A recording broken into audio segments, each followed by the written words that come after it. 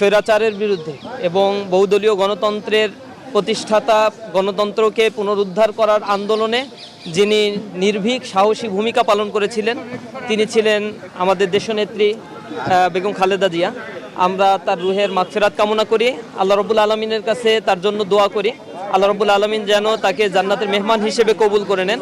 পাশাপাশি আমরা এখানে দেখা করেছি বিএনপির ভারপ্রাপ্ত চেয়ারম্যান জনাব তারেক রহমানের সাথে, তার সাথে বিভিন্ন বিষয়ে, দেশের সামগ্রিক বিষয়ে, ছাত্র রাজনীতির বিষয়গুলো নিয়ে আমরা আলোচনা করেছি। আলহামদুলিল্লাহ, তিনি আমাদের জন্য বিভিন্ন বিষয় প্রত্যাশা ব্যক্ত করেছেন। আমরা অত্যন্ত আনন্দিত, খুশি এবং দেশের স্বার্থে আমাদের বাংলাদেশের প্রশ্নে আমরা যেন সবসময় ঐক্যবদ্ধ হতে পারি, দেশের জন্য কাজ করতে পারি, সকল রাজনৈতিক দল মত নির্বিশেষে এই বাংলাদেশকে যেন আমরা ধারণ করতে পারি, সেই আশাবাদী আমরা ব্যক্ত করেছি। আমরা বিশ্বাস করি বিএনপি, জামাত ইসলামী বা অন্যান্য রাজনৈতিক দলগুলো জুলাই পরবর্তী যে নতুন ঐক্যবদ্ধ বাংলাদেশ গড়ার জন্য জনগণ তাদের প্রতি প্রত্যাশা রেখেছে, তারা সেই প্রত্যাশা ইনশাআল্লাহ পূরণ করতে পারবে।